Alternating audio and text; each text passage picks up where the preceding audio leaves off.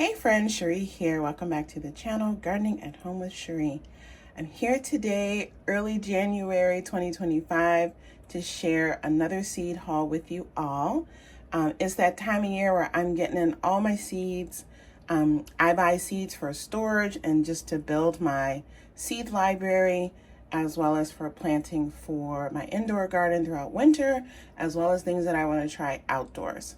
So I got in a box from rareseed.com, Baker Creek, one of my favorite places to get seeds from. And as you can see here, I did quite the order, but I just wanted to share, this is the first time I've gotten a box with this pretty packaging on it.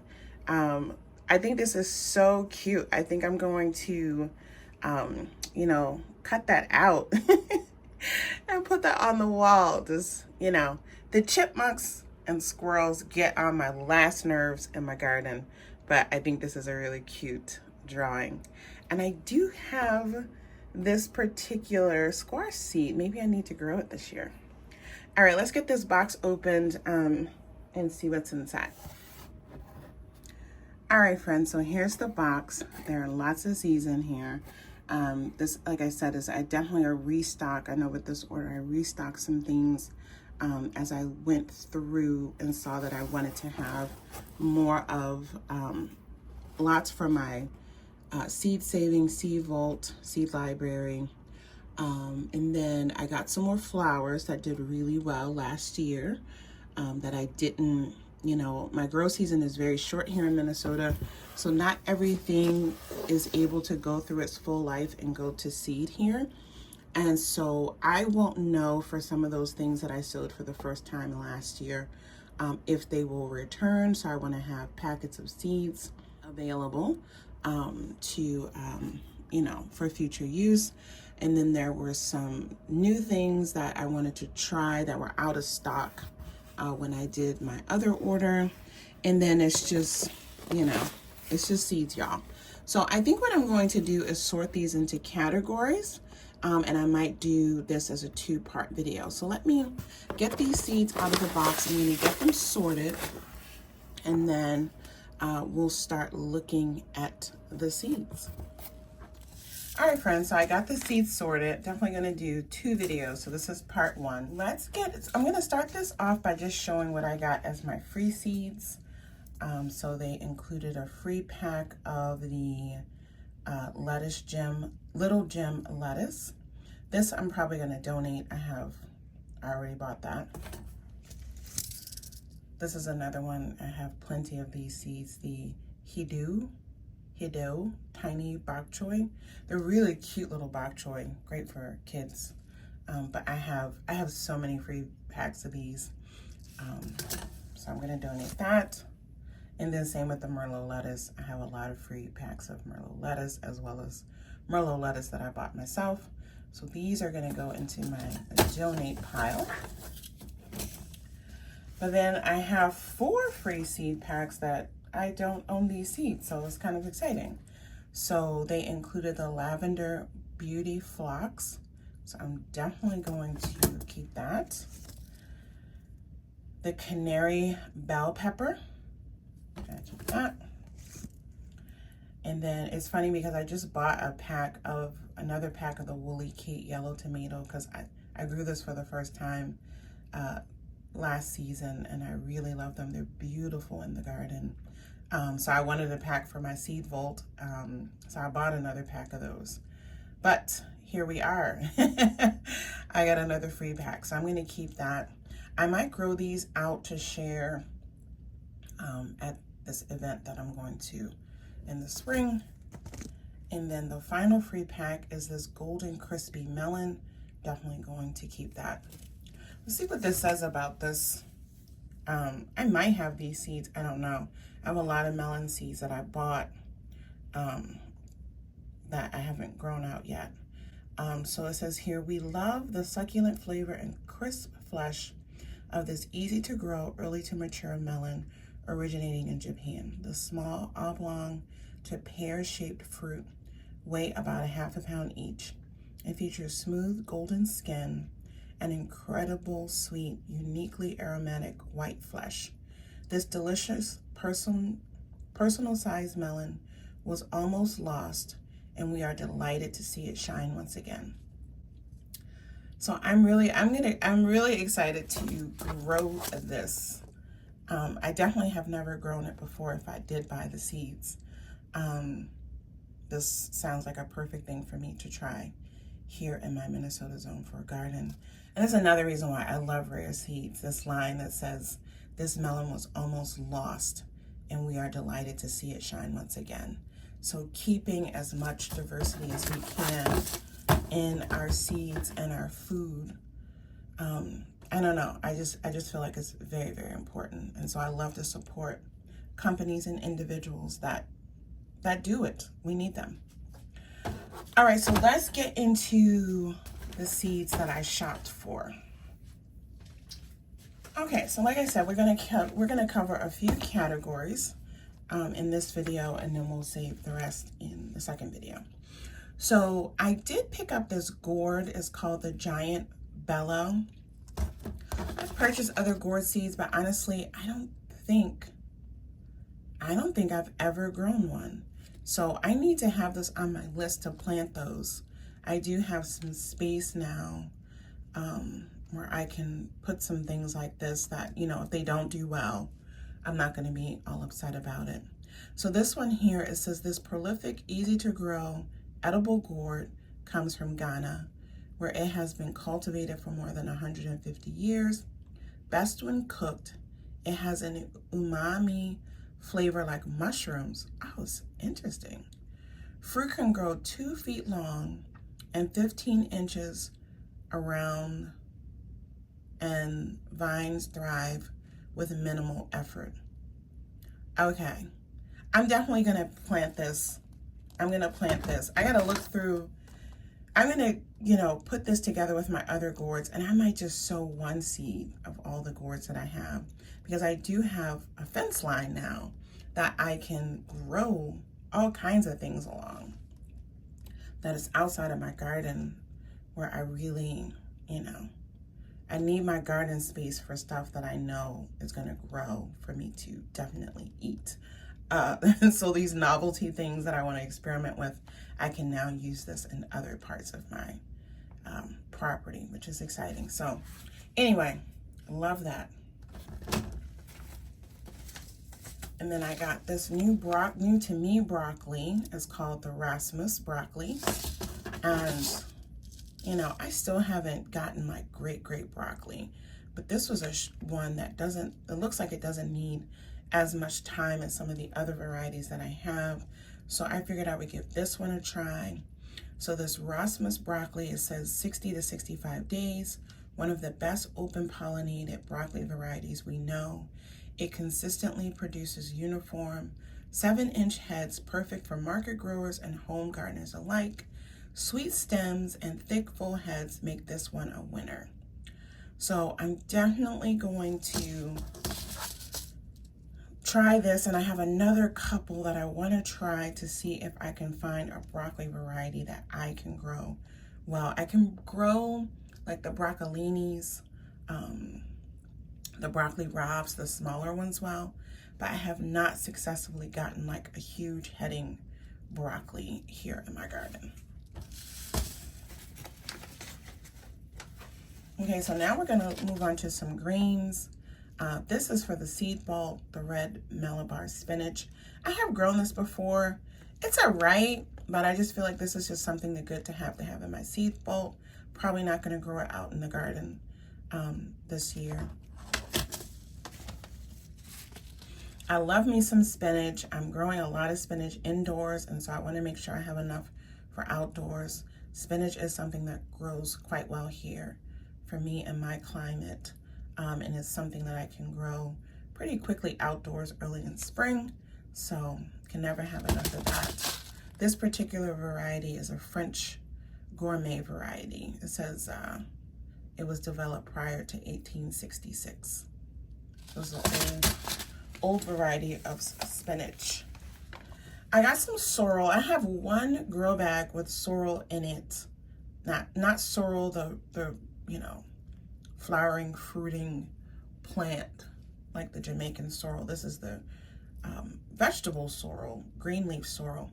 So I have a variety that I planted my first garden season in a grow bag. And it comes back every year. And it dies back when it gets too hot, and then it regrows once it starts to cool off in the fall. So I'm going to go ahead and try this variety here, plant this in some other places. It says here, loved in the native cuisines of Europe, Asia, and Africa. Tart lemony leaves available in early spring before many annual crops can even be sown. So this one is a slow bolting one, exactly. And it's perennial. So this variety is perennial, like the one that I've already started out there. So these are like great options to have like really early food growing outside. And so that's why I got that one. More spinach, classic Bloomsdale longstanding. This was a kale variety that I was actually running low on. And so I just got another seed because I do like this variety, Tronchuda. And I've been growing this since my first garden in 2020. This is a Portuguese kale with fleshy leaves and flavor that's more like cabbage-like than like kales, yes. I really like this one. It says plants are more heat tolerant than other green kales. And so I like this one for my garden. Another spinach. Another spinach. I'm gonna record that. I'm gonna be growing a lot of spinach and leafy greens indoors. And I think I'm gonna record myself sowing them just so you can see what I'm sowing. And I know I'm gonna be sowing like all my spinaches. And then I can show you maybe before my outdoor garden starts, like what they look like. These are easy for me to grow indoors as well as outdoor, the spinaches. So I do love these as an alternative to lettuce. Got the giant noble spinach. It says here this plant spreads to 25 inches. I've never had a plant get that big, but I guess if you space them correctly and you have a long enough time for them to grow. Here I have the spotted Aleppo Syrian lettuce, which is just gorgeous. This says here is one of the oldest varieties they offer. This beautiful Mediterranean cause or romaine type has long, narrow leaves that can be used as scoops for hummus and other purees. It is perfectly suited for growing in the summer garden. It is delicious and is a delicious conversation piece in the summer salad bowl. Yeah, I think that's really beautiful. And it's always great to have lettuce varieties that can stand up to your warmer summer temperatures without bolting. Because, I want to have fresh lettuce all year long. Here is the Merlot narrow spinach. Anything particular about that? This is an Italian variety. It says it's productive and it's fairly early, and this is a rare variety in the US, it claims. Here I have the Monapa spinach. Beautiful leaves on that one. This one is another early one, 45 to 60 days. It says this is the sweetest spinach we have tasted, exceptionally low in oxalic acid. So those, if you have kidney issues that prevent you from eating lots of different kinds of greens, like the kales and the cabbages and spinach, can produce that oxalic acid, which can be harmful to the kidneys.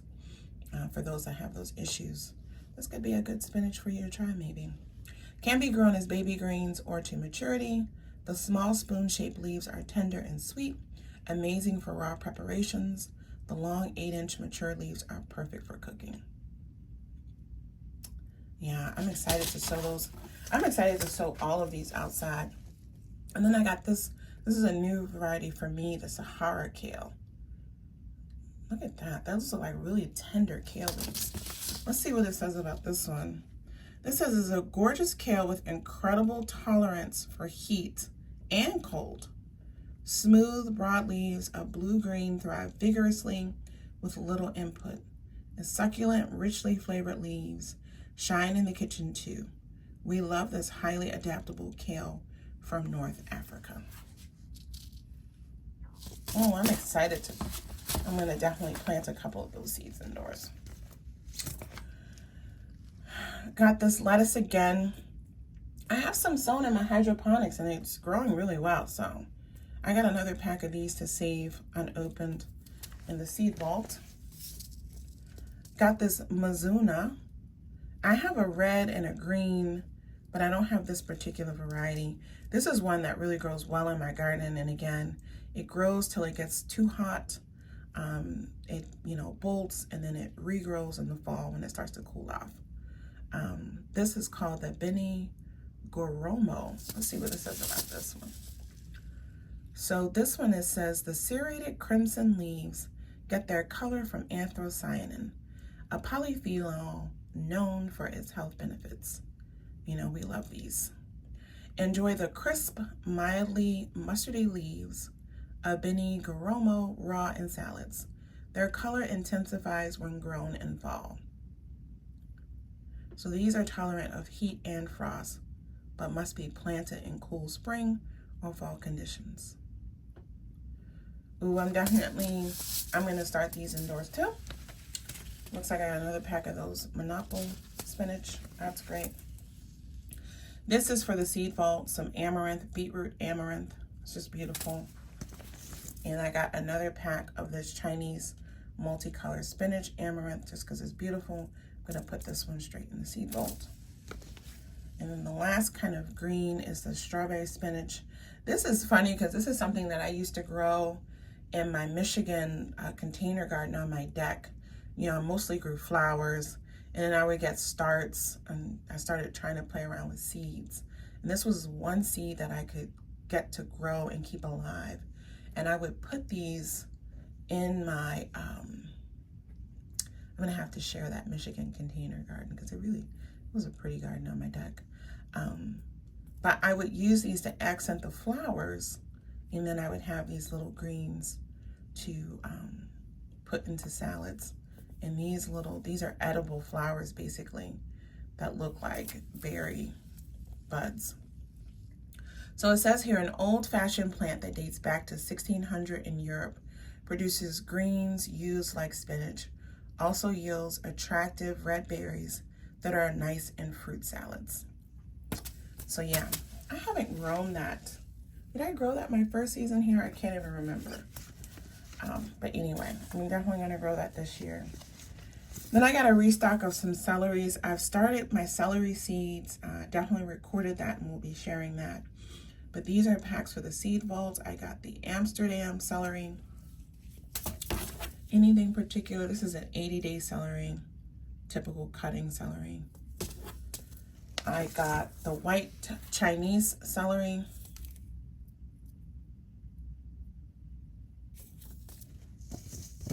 And I got the giant red celery. I grow all of these from seed easily in my garden, have for a couple years. And so, yeah, that's just for the seed vault. And then I got one pack of this dwarf moringa. I have a couple open packs of these, and I just got this for the seed vault. I'm always able to get the moringa tree to grow from these seeds. And yeah, I just never obviously get like a big tree that can stay outside because it's not frost is, it's not freeze tolerant here. So I think this year I'm gonna plant some, and I'm just gonna keep them as house plants. I'm not even gonna bother taking them outside. Okay, so we have those. I'm gonna keep those sorted. Let's get the next row. Okay, next up, I just did a quick restock of onions for the seed vault. I'll be sharing a video on onion varieties that I'm growing from seed. These are just restocks for my seed vault, but all these onions I'm already gonna be growing in the garden. I love these, so I got 2 packs of these. These I need for this year. Maybe. I have to see. If not, seed vault. And then these I definitely need for this year. That was the one thing. As I was going through, I was low on a lot of my bunching onions, and especially this variety. My bunching onions, I have one container that went to seed, and I let them drop, and I just let them make new onion seeds in that grow bag. I haven't bought these in years, and so one pack is going to get sown. I'm going to already sow some indoors, and then the other pack is for the seed vault.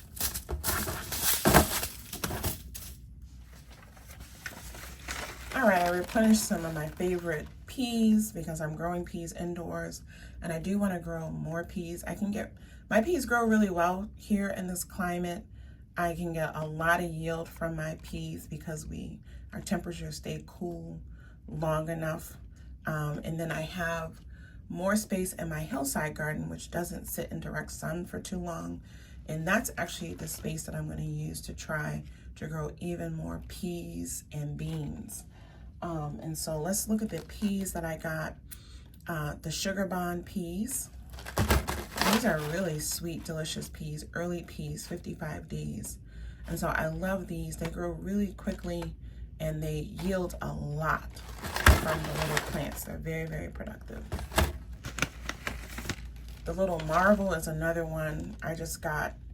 I kind of look back through my videos that I record to see like my harvest videos and stuff, and I got a lot of peas from the Little Marvel. So again, I'm going to sow some of these indoors and outside. This pack, I feel like my previous packs were not packed so much. This has 75 seeds in it. But peas are something I don't save seeds from because I eat them, and so I do need to replenish those. This is a new variety for me. This just looks beautiful. It's called the Charmette Petit Pois pea. And so it says here, 60 days, we think you'll adore these tiny, sweet-seeded peas. Everything about them, the plants, the pods, and the peas themselves, is delightfully small yet top-notch.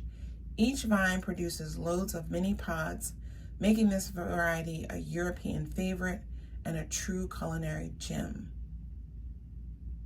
So I am excited to try those.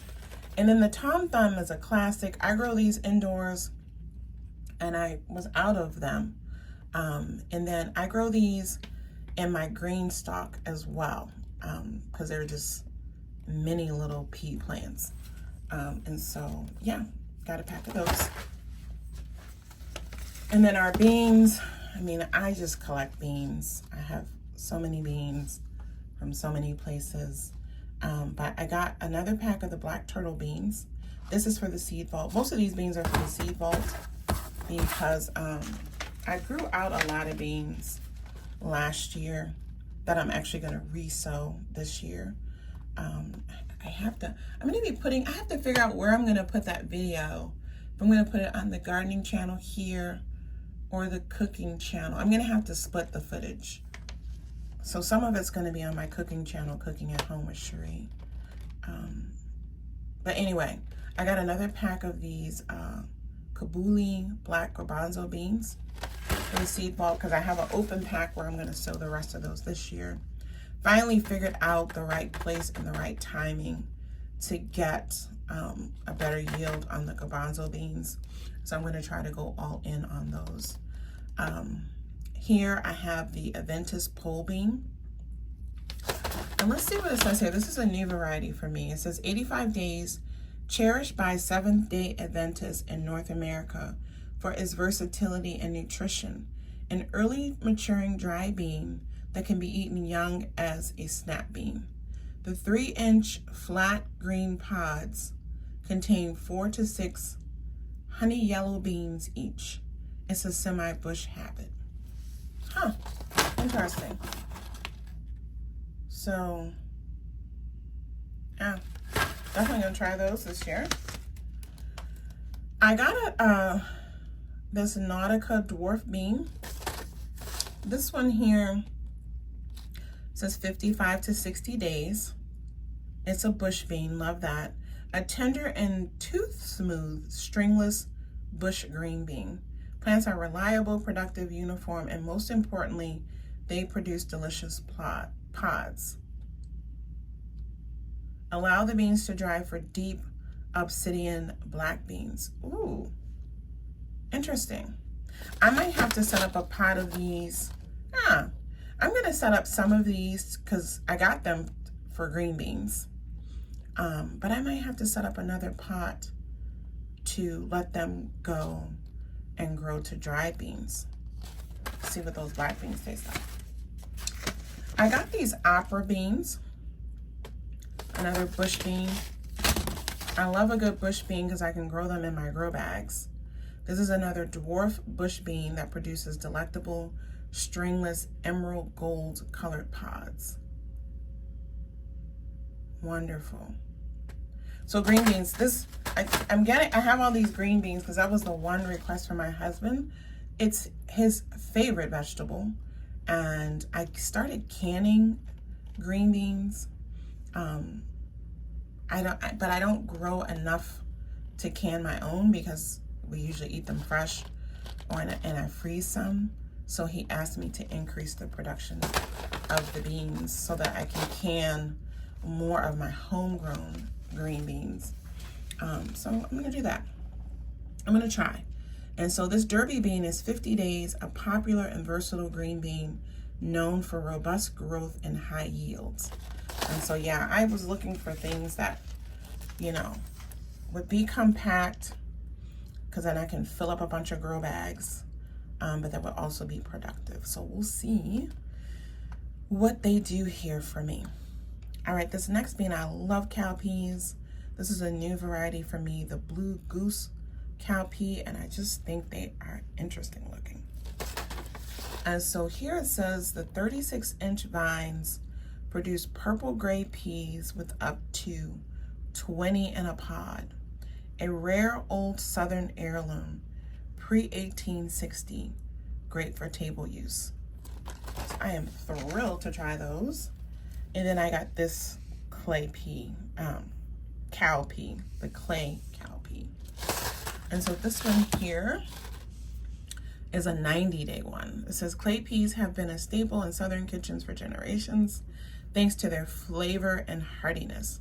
This gem comes from Reverend J.T. Harris in East Texas, whose family has been stewarding this prolific and drought-tolerant variety since the 1860s. Beautiful. So those are the peas and the beans. And then the final category for this part 1 video are some root vegetables. Again, some are new varieties and some are for the seed vault. This Pusa acida black carrot is one that I grow every year. Again, carrots are not something that I get to save seeds from. So this is a pack for my seed vault because I want to make sure that I have these seeds available in the future. I got a pack of this Winter Soon or Winter Sun beets. This is a new variety. It says here, golden beets just got sweeter.